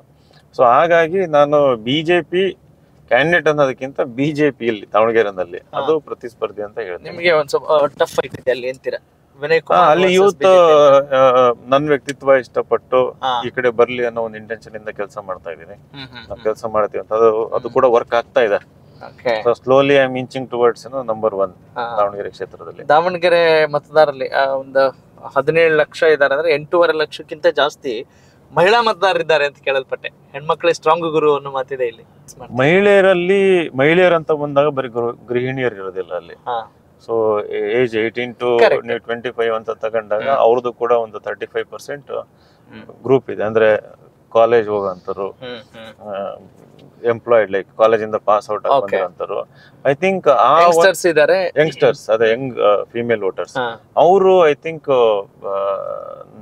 ನಮಗೆ ಹೌದೌದು. ಯಾಕಂತಂದ್ರೆ ಅದ್ರಲ್ಲಿ ಫಸ್ಟ್ ಟೈಮ್ ವೋಟರ್ಸ್ ತುಂಬಾ ಜನ ಇರ್ತಾರೆ, 18 ಆಗಿರೋಂಥವ್ರು. ನಾನು ಹಲವಾರು ಕಾಲೇಜ್ಗಳಿಗೆ ಹೋಗಿ ಇದು ಮಾಡಿ ಬಂದಿದ್ದೀನಿ. ಈಗ ಮೊನ್ನೆ ಒಂದು ಊರಿಗೆ ಹೋಗಿದ್ದೆ, ಪಲ್ಲಾಗಟ್ಟೆ ಅಂತ ಬರುತ್ತೆ ಜಗಳೂರಲ್ಲಿ. ಅಲ್ಲಿ ಒಂದು PU ಕಾಲೇಜಲ್ಲಿ ಒಂದು ಚೆನ್ನಾಗಿರೋ ಒಂದು ಲೆಕ್ಚರ್ ಕೊಟ್ಟು ಬಂದಿದ್ದೆ. ಅವತ್ತು ನಾನು ಪಾದಯಾತ್ರೆ ಹೋದಾಗ ಲೆಕ್ಚರ್ ಕೊಟ್ಟಿದ್ರೆ ಕೇಳ್ಬೋದಾ? ಅದೇ ಅವ್ರಿಗೆ ಹೇಳಿದೆ 28 ವರ್ಷ ತನಕ ಮದ್ವೆ ಆಗ್ಬಿಡಿ ಅಂತ ಹೇಳಿದ್ದೆ. ಅಲ್ಲಿ ತನಕ ಅಲ್ಲಿ ತನಕ ಅಚೀವ್ ಯುವರ್ ಡ್ರೀಮ್ಸ್ ಅಂತ ಲೇಡೀಸ್ಗೆ, ರೈಟ್? ಪೇರೆಂಟಲ್ ಪ್ರೆಷರ್ಗೆ ಎಜುಕೇಶನ್ ಬಿಡ್ಬೇಡಿ, IAS KAS ಮಾಡಿ. IAS ಮಾಡೋದಕ್ಕೆ ನೀವೆಲ್ಲ ಏನ್ ಮಾಡ್ಬೇಕು. ಸೊ ಈ ರೀತಿ ಅವ್ರಿಗೆಲ್ಲ ನಾನೊಂದು ಗೈಡೆನ್ಸ್ ಕೊಟ್ಟು ಮೋಟಿವೇಟ್ ಮಾಡಿ ಬಂದಿದ್ದೆ. ಅಂದ್ರೆ ಅವ್ರು ನಂಗೆ ಕನ್ಸ್ ಬಿತ್ತಿದ್ದೆ. ಅವರೆಲ್ಲ ಏನ್ ಮಾಡ್ತಿದಾರೆ ಇವತ್ತು, ಅವ್ರ ಅಪ್ಪ ಅಮ್ಮಂದ್ರೆ ಪ್ರೆಷರ್ ಹಾಕ್ತಿದಾರೆ. ನೀವ್ ಹಾಕಿದ್ರೆ ವಿನಯ್ ಕುಮಾರ್ ಸರ್ಗೆ ಓಟ್ ಹಾಕ್ಬೇಕು, ನಾವು ಅವ್ರಿಗೆ ಹಾಕೋದು ಅಂತಂದ. ಸೊ ಈ ರೀತಿ ಕ್ಷೇತ್ರದಲ್ಲಿ ಏನು ವಿಮೆನ್ ಇದಾರಲ್ಲ, ಅದ್ರಲ್ಲಿ ನನಗೆ 30-35% ನನಗೆ ಓಟ್ ಹಾಕ್ತಾರ ಅನ್ನೋ ನಂಬಿಕೆ ನನಗೆ ವಿಶ್ವಾಸ ಇದೆ. ವಿನಯ ಮಾರ್ಗ ಟ್ರಸ್ಟ್ ಮೂಲಕ ಬಹಳಷ್ಟು ಒಳ್ಳೆ ಕೆಲಸಗಳನ್ನು ಕೂಡ ಮಾಡ್ಕೊಂಡು ಬಂದಿದ್ದೀರಿ. ಅದು ಮುಂಚೆ ನಮ್ಮ ಸಂಸ್ಥೆ ಮೂಲಕ, ಅಂದ್ರೆ ನಾನು ನಮ್ಮ ಫ್ರೀ ಕೋಚಿಂಗ್ ಕೊಡೋದು, ಕೆಲವೊಬ್ಬರಿಗೆ ಫ್ರೀ ಎಜುಕೇಶನ್ ಕೊಡ್ಸೋದು ಮಾಡ್ತಾ ಇದ್ದೆ. ಸೊ ಆಮೇಲೆ ಅದನ್ನ ಮೋರ್ ಸಿಸ್ಟಮ್ಯಾಟಿಕ್ ಮಾಡೋಣ, ಲಾರ್ಜ್ ಸ್ಕೇಲ್ ಅಲ್ಲಿ ಮಾಡ್ಬೇಕಾದಾಗ ಟ್ರಸ್ಟ್ ಮೂಲಕ ಮಾಡ್ಬೇಕಾಗುತ್ತೆ. ಹಂಗಾಗಿ ಟ್ರಸ್ಟ್ ಮೂಲಕ ನಾನು ಯಾರ್ಯಾರು ಡಿಸ್ಅಡ್ವಾಂಟೇಜಸ್ ಸೆಕ್ಷನ್ ಇರ್ಬೋದು, ಲೈಕ್ ಆಟೋ ಡ್ರೈವರ್ ಮಕ್ಕಳು ಅಂತವ್ರಿಗೆಲ್ಲ ಸ್ಕಾಲರ್ಶಿಪ್, ಆಮೇಲೆ ಪ್ರತಿಭಾ ಪುರಸ್ಕಾರ ಮಾಡಿದ್ದು, ಅವ್ರ ಮಕ್ಕಳಿಗೆ ಫ್ರೀ IAS KAS ಕೋಚಿಂಗ್ ಅಂತೆ. ಸಿಮಿಲರ್ಲಿ ಇವರು ನಮ್ಮ ಅಂಗವಿಕಲರ ದಿವ್ಯಾಂಗ ಅಂತ ಹೇಳ್ತೀವಲ್ಲ, ಸ್ಪೆಷಲಿ ಏಬಲ್ಡ್, ಸೊ ಅವರಿಗೆ ಕೂಡ ಒಂದು ದೊಡ್ಡ ಫಂಕ್ಷನ್ ಮಾಡಿದ್ದೆ. ಆಮೇಲೆ ಡೈಲಿ ಬೇಸಿಸ್ ಮೇಲೆ ಫೀ ಕಟ್ಟೋದು ಆ ತರ ಎಲ್ಲ ಮಾಡ್ತಾ ಇದೀವಿ. ಸೊ ಏನ್ ದೇವ್ರ ಒಂದ್ ಸ್ವಲ್ಪ ಎಕ್ಸ್ಟ್ರಾ ಕೊಟ್ಟಿದ್ದಾನೆ, ಅದರಲ್ಲಿ ಇನ್ನೊಬ್ರಿಗೆ ಖರ್ಚು ಮಾಡೋದ್ರಲ್ಲಿ ತಪ್ಪಿಲ್ಲ ಅಂತ ನಂಬಿರೋದು. ಸೊ ಅದು ಮಾಡ್ಕೊಂಡ್ ಬಂದಿದ್ದೀನಿ. ಬಟ್ ಅದು ನನಗೆ ತೃಪ್ತಿ ಕೊಟ್ಟಿಲ್ಲ, ಅದು ತೃಪ್ತಿ ಕೊಡಲ್ಲ. ಅದು ಅಂದ್ರೆ ನಮ್ಗೆ ಇದು ದೊಡ್ಡದಾಗಿ ಮಾಡ್ಬೇಕಂತ ಆಸೆ ಇರ್ತದೆ, ಅಂದ್ರೆ ಒಂದು ಸೇವಾ ಮನೋಭಾವನೆ. ಅಂದ್ರೆ ಇಲ್ಲ, ಅದನ್ನ ಕೊಡ್ಬೇಕಾರ ಅನ್ಸುತ್ತೆ. ನೋಡಪ್ಪ, ಈ ದಾವಣಗೆರೆನಲ್ಲೇ ಒಂದು 20,000-30,000 ಜನ ಸ್ಪೆಷಲ್ ಏಬಲ್ಡ್ ಇದಾರೆ. ಅದ್ರಲ್ಲಿ ಈಗಲೂ ಕೂಡ ಎಷ್ಟು ಜನಕ್ಕೆ ಟ್ರೈ ಸೈಕಲ್ಸ್ ಸಿಕ್ಕಿಲ್ಲ. ನಮ್ಗೆ ಏನ್ ಕೊಡ್ತಾರಲ್ಲ ಪಾಪ, ಅವರಿಗೆ ಮನೆಯಲ್ಲೇ ಕೂತಿರ್ಬೇಕು, ದೇ ನಾಟ್ ಮೊಬೈಲ್. ಅವ್ರಿಗೆ ಆಸ್ಪಿರೇಷನ್ ಇರ್ತದೆ, ಟ್ಯಾಲೆಂಟೆಡ್ ಇರ್ತಾರೆ. ಸೊ ಎಷ್ಟೊಂದ್ ಜನಕ್ಕೆ ಬೇಕಾಗಿರೋ ಲೈಕ್ ಏಜ್ಡ್ ಪೀಪಲ್ ಇದಾರೆ, ಅವರು ಕೂಡ ಮನೆಯಲ್ಲಿ ಇಗ್ನೋರ್ಡ್, ಅಂದ್ರೆ ಲೈಕ್ ನೆಗ್ಲೆಕ್ಟೆಡ್. ಅವರಿಗೆಲ್ಲ ಬೇಕಾಗಿರೋ ಫೆಸಿಲಿಟೀಸ್ ಇಲ್ಲ. ಈಗಲೂ ಕೂಡ ಪಿಂಚಣಿಗೆ ಒಂದು ಎಕ್ಸಾಂಪಲ್ ಇತ್ತು, ಒಂದು ಅಜ್ಜಿ ತೆಗೆದುಕೊಂಡು ಎಷ್ಟೋ ಕಿಲೋಮೀಟರ್ಸ್ ಬಂದು ತಗೊಂಡೋಗಿದ್ದು. ಸಾಕಷ್ಟು ಸಮಸ್ಯೆಗಳಿದಾವೆ. ಅಂದ್ರೆ ಅವ್ರಿಗೆ ಸ್ಪಂದಿಸೋಂಥವ್ರಿಲ್ಲ. ನಾನೊಂದು ಟ್ರಸ್ಟ್ ಮಾಡ್ಕೊಂಡು ಮಾಡಕ್ ಸಾಧ್ಯ ಇಲ್ಲ. I am not like super rich, ಸಿಕ್ಕಾಬಟ್ಟೆ ದುಡ್ಡಿದೆ. ನೀವು ನೋಡಿ ನಮ್ದು IT ರಿಟರ್ನ್ಸ್ ಎಲ್ಲ ಇಲ್ಲೊಂದ್ ಸ್ವಲ್ಪ ಮಾರ್ಜಿನಲ್ ಬರ್ತದೆ. ಅದ್ರಲ್ಲಿ ಮ್ಯಾಕ್ಸಿಮಮ್ ನನ್ನ ಜೀವನಕ್ಕೆ ಎಷ್ಟು ಬೇಕು ಅಷ್ಟು ಇಟ್ಕೊಂಡು ಅಂದ್ರೆ ನಿಮ್ಮ ಮಾತುಗಳನ್ನ ಗಮನಿಸ್ತಾ ಇದ್ರೆ ಉದ್ದೇಶ ಚೆನ್ನಾಗಿದ್ರೆ ದೇಶ ಚೆನ್ನಾಗಿರುತ್ತೆ. ನಂದು ಅದೇ ಇಂಟೆನ್ಷನ್, ಅದಕ್ಕೆ ಫೈಟ್ ಮಾಡ್ತಾ ಇರೋದು. ಪಾಲಿಟಿಕ್ಸ್ ಅಲ್ಲಿ we need people who are driven. Yes yes ಸೇವೆ ಸಮಾಜಮುಖಿ ಇರ್ಬೇಕು, ಸೇವೆ ಮಾಡೋಂಥವ್ರು ಹೆಚ್ಚಿನ ಸಂಖ್ಯೆನಲ್ಲಿ ಬರ್ಬೇಕು. ಓಕೆ ನಾನು ಪಾಸ್ ಆಗ್ತೀನೋ ಫೇಲ್ ಆಗ್ತೀನೋ ಗೊತ್ತಿಲ್ಲ, ಪ್ರಯತ್ನನೇ ಮಾಡ್ಲಿಲ್ಲ ಅಂತಂದ್ರೆ ಸುಮ್ನೆ ಕುತ್ಕೊಂಡು ನಾನ್ ಕೇಳೋದು ಈಗ ಪಾಸ್ ಆಗ್ಬೇಕು ಅನ್ನೋ ಒಂದೇ ಗುರಿ ಇದ್ದಾಗ ಫೇಲ್ ಇನ್ ಮಾತ್ ಯಾಕೆ ಅಂತ. ಕರೆಕ್ಟ್ ಕರೆಕ್ಟ್ ಹೌದು. ನಮ್ಮ ಹುಡುಗರಿಗೆ ಅದನ್ನ ಹೇಳೋದು ನಾನು AS I am basically teacher also mentor. ನಾನು ಯಾವಾಗ್ಲೂ ಅವ್ರನ್ನ ಯಾವ ರೀತಿ ಪ್ರಿಪೇರ್ ಮಾಡ್ತೀನಿ ಅಂದ್ರೆ ಪ್ರಿಪರೇಷನ್ ಅಬ್ಸಲ್ಯೂಟ್ಲಿ ಬೆಸ್ಟ್ ಇರಬೇಕು. ಹೌದು, ನಮ್ ಪ್ರಯತ್ನ ಪಾಸ್ ಆಗೋದ್ರ ಕಡೆ ಗಮನ ಅಲ್ಲ, ಪ್ರಿಪರೇಷನ್ ಚೆನ್ನಾಗಿರ್ಬೇಕು, ಗ್ರೌಂಡ್ ವರ್ಕ್ ಚೆನ್ನಾಗಿರ್ಬೇಕು, ಬೇಸಿಕ್ಸ್ ಸ್ಟ್ರಾಂಗ್ ಇರ್ಬೇಕು. ನಾನು ಬೇಸಿಕ್ಸ್ ಅಂದ್ರೆ ಇಲ್ಲಿ ಜನಗಳ ಹತ್ರ ಹೋಗಿ ಒಂದು ವಿಶ್ವಾಸ ಬೆಳೆಸಿದ್ದು ಡೆಮೋಕ್ರಸಿನಲ್ಲಿ, ಪೊಲಿಟಿಕ್ಸ್ ಅಲ್ಲಿ, ಅದು ಫೌಂಡೇಶನ್. ಅದು ನಾನು ಅದನ್ನ ಸ್ಟ್ರಾಂಗ್ ಮಾಡ್ಕೊಂತ ಇದ್ದೀನಿ. ಇಟ್ಸ್ ನೆವರ್ ಎಂಡಿಂಗ್ ವರ್ಕ್ ಅದು. ಎರಡನೇದೇನಪ್ಪಾ ಅಂತಂದ್ರೆ ವಿಷನ್ ಕ್ಲಾರಿಟಿ ಇರಬೇಕು. ಆಮೇಲೆ ಕಾನ್ಸ್ಟೆಂಟ್ ಆಗಿ ನಾವು ಟಚ್ ಅಲ್ಲಿ ಇರ್ಬೇಕು. ಸೊ ಅದನ್ನ ರೆಗ್ಯುಲರ್ ನಡೀತಾ ಇದೆ, ನಿರಂತರ ಸಂಪರ್ಕ. ನಾವು ಯಾವ್ದಾರ ಊರಿಗೆ 3ನೇ ಸರಿ ಹೋದ್ರೆ ನಾನೇನ್ ಹೇಳ್ತೀನಿ, ರಿವಿಷನ್ ಅಂತ ವರ್ಡ್ ಯೂಸ್ ಮಾಡ್ತೀನಿ. Revise syllabus. ಇಲ್ಲಿ ರಿವಿಷನ್ ಫಾರ್ ಮಿ ಅಂತಂದ್ರೆ ಅಲ್ಲಿ ಹೋಗೋದು ಫಸ್ಟ್ ಹೋದಾಗ ಒಬ್ರು ನೆನ್ಪಿಟ್ಟು ನಿಮ್ಮ IAS ಫಾರ್ಮ್ಯಾಟ್ ಅಲ್ಲೇ ಹೇಳ್ತೀರಿ ಎಲ್ಲ. ಹಂಗೇನೆ ನೆಕ್ಸ್ಟ್ ಟೈಮ್ ಹೋದಾಗ 4 ಜನದ ಹೆಸರು ನೆನಪು ಎಕ್ಸ್ಟ್ರಾ ಆಡ್ ಆಗುತ್ತೆ. ಇನ್ನೊಂದ್ಸರಿ ಹೋದಾಗ ಊರಲ್ಲಿ ಇನ್ನೊಂದ್ 10 ಜನದ ಹೆಸರು ಗೊತ್ತಾಗ್ತದೆ. ಹೋಗ್ತಾ ಹೋಗುತ್ತೆ. ಸಿದ್ದರಾಮಯ್ಯ ಸಾಹೇಬರು ಇಡೀ ಕರ್ನಾಟಕದಲ್ಲಿ ಎಲ್ಲಾ ಜಿಲ್ಲೆನಲ್ಲಿ ಒಂದೊಂದು ಊರಲ್ಲಿ 5 ಜನ ನೆನ್ಪಿಟ್ಕೊಂಡಿರ್ಬೋದು. ಅವರು ಇರ್ಬೋದು, ಇನ್ನೊಬ್ಬರು ದೊಡ್ಡ ಪೊಲಿಟಿಷಿಯನ್. ಹಂಗೆ ಈಗ ಸುಮ್ನೆ ಬೆಳೆದಿಲ್ಲ ಅವರು. Through hard work, through dedication, ಜನಗಳ ಮಧ್ಯೆ ಇದ್ದು ಬೆಳ್ಕೊಂಡಿರೋದು. Of course is a role model. So ಇಲ್ಲಿ ನಾವು ಅದೇ ದಾರಿನಲ್ಲಿ ಸಾಕ್ತಾ ಇದೀವಿ. ಓಕೆ, ಈ ರಾಜಕಾರಣ ಅಂತ ಬಂದಾಗ, ಚುನಾವಣೆ ಅಂತ ಬಂದಾಗ, ಈ ತಂತ್ರಗಾರಿಕೆ, ಸ್ಟ್ರಾಟಜೀಸ್ ಅಂತೆಲ್ಲ ಏನ್ ಹೇಳ್ತಾರೆ, ಜನಬಲ, ತೋಳುಬಲ, ಧನಬಲ, ಇದೆಲ್ಲದರ ನಡುವೆ ಹೋರಾಟ ಮಾಡ್ತಾ ಇದ್ದೀನಿ. ಆ ತಂತ್ರಗಾರಿಕೆನ ನಾನು ಇಲ್ಲಿ ಅಳವಡಿಸ್ಕೊಂಡ್ರೆ ಒಳಿತಾದೀತು ಅನ್ನೋ ಯೋಚನೆಗಳೆಲ್ಲ ಬರುತ್ವಾ? ಇಲ್ಲ, ನಾವು ಮಾಡ್ತಾ ಇದೀವಿ behind the doors. Very nice. ಅದೆಲ್ಲ ತಂತ್ರಗಾರಿಕೆ ನಡೀತಾ ಇದೆ. ಎಲ್ಲಿಂದ ವೋಟ್ ಅಂದ್ರೆ ಇಟ್ಸ್ ಮ್ಯಾಂಡೇಟರಿ ಅಂತೀರಿ? ಮ್ಯಾಂಡೇಟರಿ ಅದು. ಈಗ ಗೆಲ್ಬೇಕು ಅಂತ ಅಂದಾಗ ಕೆಲವೊಂದ್ಸರಿ ಸ್ಮಾರ್ಟ್ ಆಗಿ ಪ್ರಿಪೇರ್ ಆಗ್ಲೇಬೇಕಾಗ್ತದೆ. ಸೊ ಅದೇ ನಾನು UPSC ಹುಡುಗ ಹಾರ್ಡ್ ವರ್ಕ್ ಜೊತೆಗೆ ಸ್ಮಾರ್ಟ್ ವರ್ಕ್ ಅಂತ ನಾವೆಲ್ಲ ಹೇಳ್ತಾ ಇದ್ವಿ. ಸೊ ಇಲ್ಲಿ ಸ್ಮಾರ್ಟ್ ವರ್ಕ್ ಅಂತ ಅಂದ್ರೆ who are the key people, who are the key voters, ಅವ್ರ ನಂಗೆ ವಿಶ್ವಾಸಕ್ಕೆ ತಗೋಬೇಕು. ಸೊ ಇದೆಲ್ಲ ತಂತ್ರಗಾರಿಕೆ ಅಂತ ಬಂದಾಗ ಈ ಚುನಾವಣೆ ಏನು ಮತದಾನದ ಹಿಂದಿನ ದಿವಸಗಳಲ್ಲಿ ನಡೆಯುವಂತ ಕೆಲವೊಂದು ಕ್ರಿಯೆಗಳೆಲ್ಲ ಇದಾವಲ್ಲ, ಅವಕ್ಕೆಲ್ಲ ಏನ್ ಉತ್ತರ ಕೊಡ್ತೀರಿ ತಾವು? ಅಲ್ಲ ಅದು ಅಲ್ಲ, ಅಫ್ಕೋರ್ಸ್ ನಿಮ್ ಪಾಯಿಂಟ್ ಗೊತ್ತಾಯ್ತು. ಅದೇ ಹೇಳಿದ್ನಲ್ಲ, ಅದು ಆಂಟಿ ಡೆಮೋಕ್ರಸಿ ಅಂತ. ಅಂದ್ರೆ ಒಳ್ಳೇದಲ್ಲ ಅದು. ಈಗ ಏನಾಗುತ್ತೆ, ಈಗ ಜನಗಳಿಗೆ ಹತ್ರ ಇಲ್ದೇ ಇರೋಂಥವ್ರು ಟಿಕೆಟ್ ತಗೊಂಬಂದಾಗ ಅನಿವಾರ್ಯವಾಗಿ ಅವ್ರು ಏನ್ ಮಾಡ್ತಾರೆ, ಕೊನೆಗೆ ಅಡ್ಡ ಮಾರ್ಗದಲ್ಲಿ ಸುರಿತಾರೆ, ಓಟ್ಗಳನ್ನ ಕೊಳ್ತಾರೆ. ಅದಕ್ಕೆ ಒಂದು ಡೆಮೋಕ್ರಸಿ ಬಹಳ ತಮಗ್ ಪೇನ್ ಇದೆ ಅಂತ ಗೊತ್ತಾಗ ಅಲ್ಲ, ವೆರಿ ಪೇನ್ಫುಲ್ ಅದು. ನಮ್ಮಂತರ ಅವಕಾಶ ಇಲ್ದಂಗ ಆಗುತ್ತೆ. ಈಗ ಟಿಕೆಟ್ ತರದೇ ಇದ್ದಾಗ ಇನ್ಯಾರು ಟಿಕೆಟ್ ತಗೊಂಬಂದು ಹಣ ಸುರಿದು ಗೆಲ್ಲೋದು, ಇನ್ನೂ ನನ್ನಂತರ ಅವಕಾಶ ಇಲ್ಲ ಅನ್ನೋದಕ್ಕಿಂತ ವಾಟ್ ಈಸ್ ಮೋರ್ ಪೇನ್ಫುಲ್ ಅಂತಂದ್ರೆ ಅವ್ರ attitude. We can buy the people, we can ಅದು when they can buy the people ಅಂದ್ರೆ ಜನರನ್ನ ಸರಕು ಅನ್ನೋ ತರದಲ್ಲಿ ಮಾಡ್ಕೊಂಡ್ಬಿಟ್ಟಿದ್ದಾರೆ. ಗೂಡ್ಸ್ ಅಂತಂದು ಯಾಕೆ ಅನ್ಕೊಂಡಿದ್ದಾರೆ ಅನ್ನೋದಕ್ಕಿಂತ ಹೆಚ್ಚಾಗಿ ದೇ ಕೀಪ್ ಪೀಪಲ್ ಇನ್ ಪವರ್ಟಿ. ಜನಗಳನ್ನ ಬಡತನದಲ್ಲಿ ಇಟ್ರೆ ಈಸಿಯಾಗಿ ಕೊಂಡ್ಕೋಬಹುದು ಎಲೆಕ್ಷನ್ ನಲ್ಲಿ. ಇದೆಲ್ಲ ವ್ಯವಸ್ಥಿತವಾಗಿ ನಡೀತಾ ಇದೆ. ಇದನ್ನೆಲ್ಲ ಯಾಕೆ ಡೆವಲಪ್ಮೆಂಟ್ ರೀಚ್ ಮಾಡಲ್ಲ ಅಂತಂದ್ರೆ ಎಲೆಕ್ಷನ್ ಟೈಮ್ ಅಲ್ಲಿ you cannot buy their vote. ಈಗ ದಾವಣಗೆರೆ ನಾರ್ತ್ ಅನ್ಕೊಳ್ಳೋಣ, MCCA ಬ್ಲಾಕ್, B ಬ್ಲಾಕ್, ಅಲ್ಲಿ ಯಾರಾದ್ರೂ ದುಡ್ಡು ಕೊಡ್ತಾರ ಮನೆಗೆ ಹೋಗಿ? ಕೊಡಲ್ಲ. ಅಲ್ಲಿ ಕೊಡಲ್ಲ ಸರ್. ಅಲ್ಲೆಲ್ಲ ಡಾಕ್ಟರ್ಸ್ ಇದಾರೆ. ಈಗ ಯಾವ್ದೋ ಒಂದು ವೆಲ್ ರೆಪ್ಯೂಟೆಡ್ ಡಾಕ್ಟರ್ ಮನೆಗೆ ಹೋಗಿ ನಾನು 2,000 ಕೊಟ್ಟು ವೋಟ್ ಬೈ ಮಾಡಿ. ಆಕ್ಚುಲಿ ಎಲ್ಲಾ ಕಡೆ ಹಾಗಿರಲ್ಲ. ಅದು ಒಂದು ಪ್ರಚಲಿತದಲ್ಲಿ ಬಂದ್ಬಿಟ್ಟಿದೆ ಮಾತಾಡ್ಲಿಕ್ಕೆ ಅಲ್ವಾ, ಚುನಾವಣೆ ಅಂದ್ರೆ ಹೀಗೆ ಅಂತ. ಎಲ್ಲಾ ಕಡೆಗಳಲ್ಲೂ ಹಾಗಿರಲ್ಲ ಅನ್ನೋದು ನನ್ನ ಭಾವನೆ. ಎಷ್ಟೋ ಪ್ರಜ್ಞಾವಂತರು ಅದನ್ನೆಲ್ಲ ಅಲ್ಲ ಅಂದ್ರೆ ಯಾರು ಡೆವಲಪ್ ಆಗಿರ್ತಾರೆ, ವೆಲ್ ಇರ್ತಾರೆ, ಅವರು ಯಾಕೆ ಇಸ್ಕೊಂತಾರೆ ದುಡ್ಡು? ಅವರು ವಿವೇಚನೆ ಮಾಡಿ ಮಾಡ್ತಾರೆ. ಪವರ್ಟಿಯಲ್ಲಿ ಇರೋರು ಈಗ ಡೈಲಿ ವೇಜ್ ಲೇಬರರ್ಸ್, ಅದನ್ನ ಡೈಲಿ ವೇಜ್ ಅಂತ ನೋಡ್ತಾರೆ. ಅವ್ರಿಗೆ ಡೆಮೋಕ್ರಸಿ ಮಹತ್ವಕ್ಕಿಂತ ಅವತ್ತು 200 ರೂಪಾಯಿ ಬರೋದಕ್ಕಿಂತ ಜಾಸ್ತಿ ಒಂದಿನ ಕೂಲಿ ಜಾಸ್ತಿ ಬರ್ತದೆ. ಸೋ ಅನ್ಫಾರ್ಚುನೇಟ್ ಅದು. ಹೌದು ಬಿಡಿ, ಅದು ಎಷ್ಟು ಮಾತಾಡಿದ್ರು ಅದು ಕಡಿಮೆ ಅನ್ಸುತ್ತೆ. ವಿನಯ್ ಕುಮಾರ್ ಅವರ ಈ ಚುನಾವಣೆ ಸ್ಪರ್ಧೆ ಬಗ್ಗೆ ಬಹಳಷ್ಟು ಮಾತನಾಡಿದ್ವಿ ಸ್ನೇಹಿತರೆ. ಈಗ ಈ ವಿನಯ್ ಕುಮಾರ್ ಇಷ್ಟು ಸುಂದರವಾದ ವ್ಯಕ್ತಿತ್ವ ರೂಪಿಸ್ಕೊಳ್ಳಕ್ಕೆ ಏನೇನ್ ಕಾರಣ ಆಯ್ತು, ಅವರ ಬ್ಯಾಕ್ ಗ್ರೌಂಡ್ ಏನು ಅನ್ನೋದು ಒಂದು ಬಹಳ ಕುತೂಹಲ ಇದೆ ವೀಕ್ಷಕರಿಗೆಲ್ಲ. ವಿನಯ್ ಕುಮಾರ್ ಯಾರು ಅಂತ ಹೇಳಿದ್ರೆ ಎಲ್ಲಿಂದ ಶುರು ಮಾಡ್ತೀರಿ ತಾವು? Vinay Kumar like is A experiment in progress ಅಂತಂದ್ರೆ ನನಗೆ ನನ್ನ ಲೈಫ್ ಪ್ರಗತಿಗಾಗಿ ಪ್ರಯೋಗ. ಮಹಾತ್ಮ ಗಾಂಧಿ ಮೈ ಎಕ್ಸ್ಪೆರಿಮೆಂಟ್ಸ್ ವಿತ್ ಟ್ರೂತ್ ಅಂತ ಮಾಡಿದ್ರು. ನಂದು ಎಕ್ಸ್ಪೆರಿಮೆಂಟ್ಸ್ ವಿತ್ ಲೈಫ್ ಅನ್ನೋ ತರ ಆಗ್ಬಿಟ್ಟಿದೆ ನಂದು.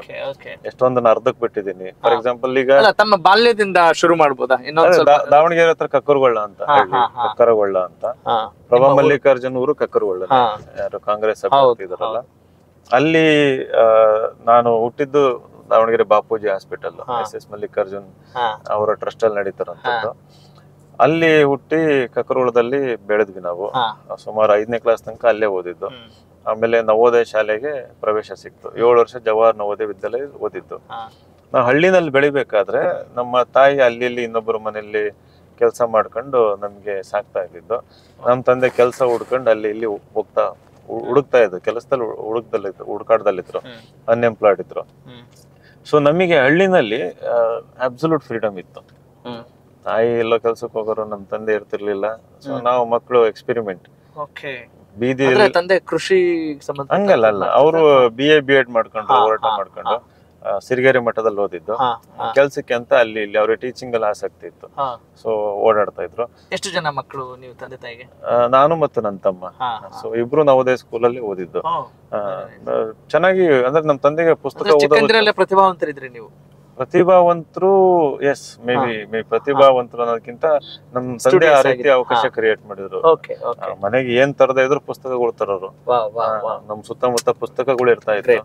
ಸೊ ನಾವು 4-5ನೇ ಕ್ಲಾಸಿಗೆ ಪುಸ್ತಕ ಓದೋ ಅಭ್ಯಾಸ ಮಾಡ್ಕೊಂಡು ಆಮೇಲೆ ನವೋದಯ ಸ್ಕೂಲಲ್ಲಿ ಅದೆಲ್ಲ ಕಂಟಿನ್ಯೂ ಆಯ್ತು.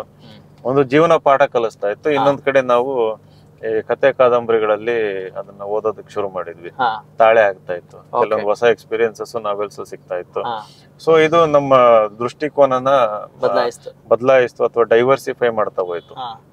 ಒಂದು ದೃಷ್ಟಿಕೋನ ಅಲ್ಲ, ಹಲವಾರು ದೃಷ್ಟಿಕೋನ ಇರ್ತವೆ ಜೀವನದಲ್ಲಿ ಅಂತ ಅಂದ್ಬಿಟ್ಟು. ಸೊ ಈ ಪಕ್ಷೇತರ ಅನ್ನೋದು ಒಂದು ದೃಷ್ಟಿಕೋನ. ಇಲ್ಲಿ ಧೈರ್ಯ ಕೊಡೋದಕ್ಕೆ ಕಾರಣ ಈ ರೀತಿ ದೃಷ್ಟಿಕೋನಗಳನ್ನ ಬೆಳೆಸ್ಕೊಂಡಿದ್ದು. ಸೊ ನವೋದಯ ಶಾಲೆನಲ್ಲೂ ಚೆನ್ನಾಗಿ ಓದಿದ್ವಿ, ಚೆನ್ನಾಗಿ ಆಟ ಆಡಿದ್ವಿ, ಪರ್ಸನಾಲಿಟಿ ಡೆವಲಪ್ ಆಯ್ತು. ಅದು ನವೋದಯ ಸ್ಕೂಲಲ್ಲೂ ಫ್ರೀಡಮ್ ಮೇಲೆ ಎಲ್ಲ ನಾವೇ ಮಾಡ್ಕೋಬೇಕಾಗಿತ್ತು. ಎವ್ರಿಥಿಂಗ್ ನಾವೇ ಮಾಡ್ಕೋಬೇಕಿತ್ತು. ಅಲ್ಲಿ ಕೂಡ ಒಂದು ಫ್ರೀಡಮ್ ಸಿಕ್ತು ಎಕ್ಸ್ಪೆರಿಮೆಂಟ್ ಮಾಡೋದಕ್ಕೆ, ಪರ್ಸನಾಲಿಟಿ ಮೋಲ್ಡ್ ಮಾಡೋದಕ್ಕೆ. ಸ್ಕೂಲಲ್ಲಿ ಕ್ಯಾಪ್ಟನ್ ಆದೆ. ಅಂದ್ರೆ ನಾನು ವಾಟ್ ಎವರ್ ಎಕ್ಸ್ಪೀರಿಯನ್ಸಸ್ ಬರ್ತಾ ಇತ್ತು ಅದನ್ನ ಸ್ವೀಕಾರ ಮಾಡ್ಕೊಂತ ಹೋದೆ ನಾನು, ಲೆಸನ್ಸ್ ಅಂತ ಅಂದ್ಬಿಟ್ಟು. ಸೊ ಯಾವಾಗಾರ ಹ್ಯೂಮಿಲಿಯೇಷನ್ ಆದ್ರೆ ಅದನ್ನ ಹತ್ಕೊಂತ ಕೂರೋದು, ಕಂಪ್ಲೇಂಟ್ ಮಾಡೋದು, ಅದ್ರ ಬಗ್ಗೆ ಯಾರನ್ನೋ ಬ್ಲೇಮ್ ಮಾಡೋದು, ನಾನು ಆತರ ಮಾಡಕ್ ಹೋಗಲ್ಲ. ನಾನು ಇನ್ನೊಬ್ರನ್ನ ಬ್ಲೇಮ್ ಮಾಡೋದು, ಇಮಿಡಿಯೇಟ್ಲಿ ಮೂವ್ ಆನ್ ಆಗ್ಬಿಡ್ಬೇಕಂತ. ಸೊ ಮೂವ್ ಆನ್ ಆಗ್ಬೇಕು. ಈ ಡೋರ್ ಕ್ಲೋಸ್ ಆಯ್ತಾ, ಇನ್ನೊಂದು ಡೋರ್ ಓಪನ್ ಮಾಡ್ಕೊಳ್ಳೋಣ, ಸೀದಾ ಪಾಸಿಬಿಲಿಟೀಸ್ ಅಂತಂದು ಈ ತರ. ಆಮೇಲೆ ಡಾಕ್ಟರ್ ಆಗೋ ಆಸೆ ಬಂತು. CET ನಲ್ಲಿ ಆಕ್ಚುಲಿ ಸೆಕೆಂಡ್ ರೌಂಡ್ ಅಲ್ಲಿ ಸಿಗ್ತಾ ಇತ್ತು ಮೆಡಿಕಲ್ ಸೀಟು. ಆ ಟೈಮಲ್ಲಿ PUC ನವೋದಯ ಸ್ಕೂಲಲ್ಲಿ ನವೋದಯದಲ್ಲಿ 12th CBSE. ಹೌದು. ಸೊ ಆ ಟೈಮಲ್ಲಿ ಫೈನಾನ್ಷಿಯಲ್ ಕ್ರೈಸಿಸ್ ಇತ್ತು. 5.5 ವರ್ಷ ಮೆಡಿಕಲ್ ಮಾಡ್ಬೇಕಂದ್ರೆ ಕಷ್ಟ ಆಗ್ತದೆ. ಅದಕ್ಕೆ ಬೇಡ 3 ವರ್ಷದ BSc ಮಾಡ್ಕೊಂಡ್ಬಿಡೋಣ, ಆಮೇಲೆ IAS ಮಾಡೋಣ ಅಂತ ಬಂತು.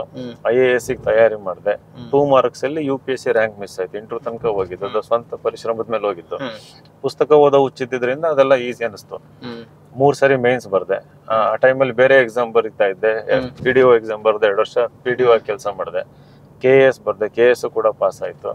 ಅದು ಏನಕ್ಕೆ ಕರಪ್ಷನ್ ಆಯ್ತು ಅಂತ ಲಿಸ್ಟ್ ಕ್ಯಾನ್ಸಲ್ ಮಾಡಿದ್ರು. ಬೇರೆಯವರೆಲ್ಲ ಕೋರ್ಟ್ ಅದು ಇದು ಅಂತ ಅದ್ರಿಂದ ಹಂಗ್ ಚೇಂಜ್ ನಾನು ಹೇಳಿದ್ನಲ್ಲ, ಹಂಗ ಅದನ್ನೇ ಅಂಟ್ಕೊಂಡು ಚೇಂಜ್ ಮಾಡ್ಲಿಲ್ಲ. ಅದು ಬಿಟ್ಬಿಟ್ಟು ನಂದೇ ಓನ್ ಇನ್ಸ್ಟಿಟ್ಯೂಷನ್ ಮಾಡಿದೆ ಇಮಿಡಿಯೇಟ್ಲಿ. 2013 ಜೂನ್ ನಲ್ಲಿ ಕರಪ್ಷನ್ ಆಯ್ತು. ಒಂದು 5-6 ಮಂತ್ ನಾನು ಮೈಸೂರಲ್ಲಿ ಒಂದು ಇನ್ಸ್ಟಿಟ್ಯೂಷನ್ ಅಲ್ಲಿ ಪಾಠ ಮಾಡಿದೆ. ಸ್ವಲ್ಪ ಎಕ್ಸ್ಪೀರಿಯನ್ಸ್ ಬಂತು, ಧೈರ್ಯ ಬಂತು. ಬೆಂಗಳೂರಲ್ಲಿ ಓನ್ ಇನ್ಸ್ಟಿಟ್ಯೂಷನ್ ಓಪನ್ ಮಾಡಿದೆ 14 ಜನವರಿನಲ್ಲಿ. ಅದು ಇವತ್ತು insights all over India is A very famous institution. First rank ಎಲ್ಲ ಬರ್ತಾ ಇದೆ ನಮಗೆ. ಹಂಡ್ರೆಡ್ಸ್ ಆಫ್ UPSC ರ್ಯಾಂಕ್ಸ್ ಬರ್ತಾ ಇದೆ. 1000+ 100 ಮಿಷನ್ ಅಂತ ಒಂದು ಕೂಡ ಮಿಷನ್ 100 ಕರ್ನಾಟಕದಿಂದ ಅಷ್ಟು ಚೆನ್ನಾಗಿ ಆಗ್ಬೇಕಂತ ಈಗ 30s ಅಲ್ಲಿ ನಡೀತಾ ಇದೆ. ಸೊ ಅದು ಇನ್ನೊಂದು 4-5 ವರ್ಷದಲ್ಲಿ ಅದು ಇಂಪ್ರೂವ್ ಆಗ್ಬೇಕನ್ನೋ ಒಂದು ಮಿಷನ್ ಇದೆ. ಸೊ ಅಂದ್ರೆ ಬಡವ್ರ ಮಕ್ಕಳು ಕೂಡ IAS IPS ಅಧಿಕಾರಿಗಳಾಗಬೇಕು ಅನ್ನೋದು ನನ್ನ ಆಸೆ. SC ST ಮಕ್ಕಳು, ಮೈನಾರಿಟೀಸ್ ಮಕ್ಕಳು ಅವ್ರು ಹೆಚ್ಚಿನ ಸಂಖ್ಯೆನಲ್ಲಿ ಬರಬೇಕು. ಸೊ ನನ್ನ ಥಿಂಕಿಂಗ್ ಏನಂತ ಅಂದ್ರೆ, ನಿಜವಾಗ್ಲೂ ಒಂದು ಸಮಾಜ, ಅದು ತಳ ಸಮಾಜ ಅಂತ ಹೇಳ್ತೀರಿ, ಕೆಳ ಸಮಾಜ, ಅದು ಮೇಲ್ ಬರ್ಬೇಕಂದ್ರೆ ಆ ಸಮಾಜದಿಂದ ಹೆಚ್ಚಿನ ಸಂಖ್ಯೆನಲ್ಲಿ ಅಧಿಕಾರಿಗಳು ಸೃಷ್ಟಿ ಆಗ್ಬೇಕು, ಪೊಲಿಟಿಕಲ್ ಲೀಡರ್ಸ್ ಬರ್ಬೇಕು. ಸೊ ಅವಾಗ ಮಾತ್ರ ಆ ಸಮಾಜ ಅಭಿವೃದ್ಧಿ ಆಗ್ತದೆ. ಕೆಪಾಸಿಟಿ ಬರ್ತದೆ. ಕೆಲವೊಂದು ಸಮಾಜಕ್ಕೆ ಮಠ ಕಟ್ಕೊಳ್ಳೋದಕ್ಕೂ ಕ್ಯಾಪಿಟಲ್ ಇಲ್ಲ, ರಿಸೋರ್ಸಸ್ ಇಲ್ಲ. ಯಾವುದೋ ಒಂದು ಪಾಪ ಚಿಕ್ಕ ಮಟ್ಟದಲ್ಲಿ ಇರ್ತಾರೆ. ಇನ್ನ ಈಗ ಕುರುಬ ಸಮಾಜ ಎಕ್ಸಾಂಪಲ್, ಬೇರೆ ಸಮಾಜಕ್ಕೆ ಕಂಪೇರ್ ಮಾಡಿದ್ರೆ ನಮ್ದೇ ಆದ ಒಂದು ಮೆಡಿಕಲ್ ಕಾಲೇಜ್ ಇಲ್ಲ, ನಮ್ದೇ ಆದ ಒಂದು ಎಂಜಿನಿಯರಿಂಗ್ ಕಾಲೇಜ್ ಇಲ್ಲ ಅಂತ ನಮ್ಮ ಲೀಡರ್ಸಿಗೆ ಒಂದು ರಿಗ್ರೆಟ್ ಇದೆ. ಆ ಕೆಪಾಸಿಟಿ ನಾವ್ ಇನ್ನೂ ಬೆಳೆಸ್ಕೊಂಡಿಲ್ಲ. ಓಕೆ, ಸೊ ಅದೇ ರೀತಿ ಮಡಿವಾಳ ಸಮಾಜ ಇರ್ಬೋದು, ಉಪ್ಪಾರ ಸಮಾಜ ಇರ್ಬೋದು. ಏನಂದ್ರೆ ಸಮಾಜ ಅಂದ್ರೆ ಜಾತಿ ಬಂದೇ ಬರುತ್ತೆ. ಅಲ್ಲ, ಜಾತಿ ಐಡೆಂಟಿಟಿ ಅದು. There is nothing wrong. Caste per se there is nothing wrong. ಆದ್ರೆ ಎರಡು ಕ್ಯಾಸ್ಟ್ ಮಧ್ಯೆ ಸಂಘರ್ಷ ಇರಬಾರ್ದು. ಎರಡು ಕ್ಯಾಸ್ಟ್ ಮಧ್ಯೆ ಸಂಘರ್ಷ ಯಾವಾಗ ಬರ್ತದೆ ಅಂತಂದ್ರೆ ತಾರತಮ್ಯ ಬರುತ್ತೆ. ಒಂದು ರಿಸೋರ್ಸಸ್ ಕಡಿಮೆ ಇದ್ದಾಗ ಇಬ್ರು ಫೈಟ್ ಮಾಡ್ತಾ ಇರ್ತಾರೆ. ಅದಕ್ಕೆ ರಿಸರ್ವೇಶನ್ ಫೈಟ್ ನಡೆಯೋದು. ಗೌರ್ಮೆಂಟ್ ಫೆಸಿಲಿಟೀಸ್ ಬೇಕು, ಗೌರ್ಮೆಂಟ್ ಅಧಿಕಾರಿಗಳು ಬೇಕು. ಸೊ ಈ ಸೊಸೈಟಿ ಹೆಂಗಿದೆ ಹಂಗ್ ಪಾಲಿಟಿಕ್ಸ್ ಇರ್ತದೆ, ಪೊಲಿಟಿಕ್ಸ್ ಹೆಂಗಿದೆ ಎರಡು ಇಂಟರ್ ರಿಲೇಟೆಡ್. ವಯಸ್ ವರ್ಷ. ಸೊ ಬಹಳ ಕಷ್ಟ ಇದೆ. ಓಕೆ ಸರ್, ಅಂದ್ರೆ ನೀವು ಅಲ್ಲಿ ಪಾಠ ಮಾಡಿದ್ರಿ, ಆಮೇಲೆ ಇನ್ಸ್ಟಿಟ್ಯೂಟ್ ಓಪನ್ ಮಾಡ್ಬೇಕು ಅಂತ ಅನಿಸ್ತು, ಆಮೇಲೆ ಒಂದಿಷ್ಟು ಯಶಸ್ಸನ್ನ ಕಂಡ್ಕೊಂಡ್ ಬಂದ್ರಿ. ಓಕೆ, ಈಗ ನೆಕ್ಸ್ಟ್ ಈ ಪೊಲಿಟಿಕ್ಸ್ ಬರ್ಬೇಕು ಅಂತ ಕನ್ಸ್ಕೊಂಡಿದ್ ಯಾವಾಗ ತಾವು? ಕನಸು ವರ್ಷಗಟ್ಲೆ ಇತ್ತು. ಹೌದಾ? ಚಿಕ್ಕಂದಿರಲ್ಲಿ ಇತ್ತ? ಚಿಕ್ಕಂದೆಲ್ಲ IAS ಪ್ರಿಪೇರ್ ಆಗ್ಬೇಕಾದ್ರೆ ನನಗೆ ಅನ್ಸೋದು, ಬಹಳ ಓದ್ತಿದ್ವಿ ಪಾಲಿಟಿಕ್ಸ್ ಬಗ್ಗೆ, ಇಂಡಿಯನ್ ಪಾಲಿಟಿಕ್ಸ್ ಬಗ್ಗೆ. ಯಾಕಪ್ಪ ಇವರೆಲ್ಲ ಹೆಂಗಿದಾರ, ನಾವೆಲ್ಲ ತಿಳ್ಕೊಳ್ತಿದೀವಿ, ನಮ್ಗೆ ಆಸೆ ಇದೆ ಕೆಲಸ ಮಾಡಕ್ಕೆ, ನಾವ್ ಆ ಜಾಗದಲ್ಲಿ ಹೋದ್ರೆ ಏನಾರು ಮಾಡ್ಬೋದಲ್ಲ ಅಂತ. ನಿಮಗ್ ಗೊತ್ತಿರಂಗೆ ಆ ಒಂದು ಸಾಮಾನ್ಯ ಯುವಕ, ಏನು ಇಲ್ಲ ಅವಾಗ, ಕೆಲಸ ಇಲ್ಲ, ಏನು ಇಲ್ಲ, ಏನು ಮಾಡಕ್ಕಲ್ಲ ರಾಜಕಾರಣದಲ್ಲಿ. ಸೊ ನಮ್ಮಂತರ್ಗಲ್ಲ ಅನ್ನೋದು ಯಾವಾಗ್ಲೂ ಒಂದು ಐಡಿಯಾ, ಡೇ ಡ್ರೀಮಿಂಗ್ ಇದ್ದಿದೆ ಅದು. ಈಗ ಇನ್ಸೈಟ್ಸ್ ಮಾಡಿದ್ಮೇಲೆ, ಒಂದು ರೆಕಗ್ನಿಷನ್ ಬಂದಿದ್ಮೇಲೆ ಒಂದು ಧೈರ್ಯ ಬಂತು ಮಾಡ್ಬೋದು ಅಂತ. ಆಮೇಲೆ ಇಲ್ಲಿ ಪಾಲಿಟಿಕ್ಸ್ ಅಲ್ಲಿ ಸುಧಾರಣೆ ಆಯ್ತು ಅಂತ ನಾನ್ ಅನ್ಕೊಂಡೆ. ಕಾಂಗ್ರೆಸ್ ಅಲ್ಲಿ ಆಗ್ಲೇ ಹೇಳಿದ್ನಲ್ಲ, MLA ಎಲೆಕ್ಷನ್ ಅಲ್ಲಿ ಸ್ವಲ್ಪ ಫೇರ್ನೆಸ್ ಬಂತು. ಈಗ ಸರ್ವೆ ಮುಂಚೆ ಮಾಡ್ತಿರ್ಲಿಲ್ಲ, ಈಗ ಸರ್ವೆ ಮಾಡಿ ವರ್ಕ್ ಮಾಡಿದ್ರ ಅನ್ಸುತ್ತೆ. ಇಲ್ಲ MLA ಮಾಡ್ಲಿಲ್ಲ ಆ ಟೈಮಲ್ಲಿ, ಇನ್ನೂ ನಾನು ಕಾಂಕ್ರಿಟೈಸ್ ಆಗಿರ್ಲಿಲ್ಲ. ಯಾಕೆ ಮೇನ್ ರೀಸನ್ ಇದಾನೆ, ನಮ್ಗೆ ಅವಕಾಶ ಸಿಗಲ್ಲ ಅನ್ನೋದು. ಸೊ ಇಲ್ಲಿ ಸಿಗುತ್ತೆ ಅಂತ ಒಂದು ರೇ ಆಫ್ ಹೋಪ್ ಬಂದಾಗ ನಾನು ಪ್ರಯತ್ನಕ್ಕೆ ಬಂದಿದ್ದು. ಹಾರ್ಟ್ ಅಲ್ಲಿ ಪಾಲಿಟಿಕ್ಸ್ ಅಂತ ಯಾವಾಗ್ಲೂ ಇತ್ತು. ಕಾಂಗ್ರೆಸ್ ಪರವಾಗಿ ನಾನು 4-5 ವರ್ಷದಿಂದ ಟ್ವೀಟ್ ಮಾಡ್ತಾ ಇದ್ದೀನಿ. ಇಂಡೈರೆಕ್ಟ್ ಆಗಿ ಏನೇನ್ ಮಾಡ್ಬೇಕು ಅದೆಲ್ಲ ಯಾರಿಗೂ ಗೊತ್ತಿರಲ್ಲ ವಿಚಾರಗಳು. ಕೆಲವೊಬ್ರು ಕೇಳ್ತಾರೆ ಏನ್ ಕೆಲಸ ಮಾಡಿದ್ದಾನೆ ಇವನಂತಂದು. ಈಗ ಸೆಕ್ಯುಲರ್ IAS ಅಧಿಕಾರಿಗಳನ್ನ ನಾನು ದೇಶಕ್ಕೆ ಕೊಟ್ಟಿದ್ದೀನಿ. ರೈಟ್, ನಾನು ಇಂಟರ್ನಲಿ ಗೈಡೆನ್ಸ್ ಮಾಡೋದು. ಅದು is a far bigger service than any politician that has done. Correct.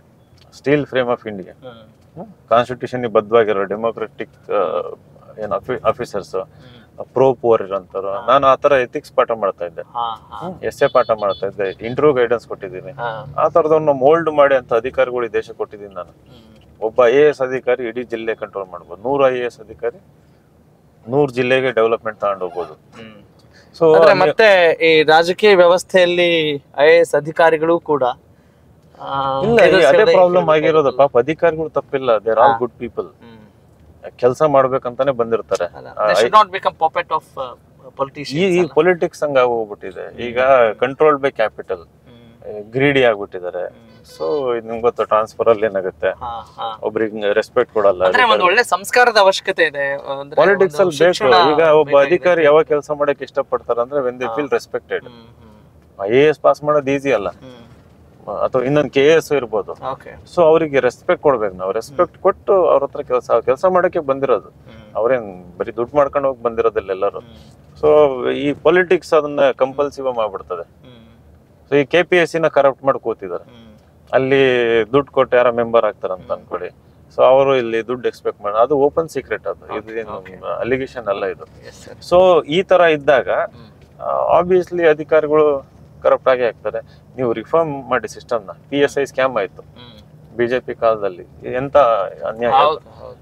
Sub ಇನ್ಸ್ಪೆಕ್ಟರ್ಗಳು corrupt ಇರುವಂತರು, ಏನು ಜ್ಞಾನ ಇಲ್ಲದೆ ಇರೋರು, ಯಾರ ಹತ್ರ OMR ಫಿಲ್ ಮಾಡ್ಕೊಂಡು ಬಂದು ಇಲ್ಲಿ ಅಧಿಕಾರಕ್ಕೆ ಬಂದ್ರೆ ಎಂತ ಅನ್ಯಾಯ ಅದು.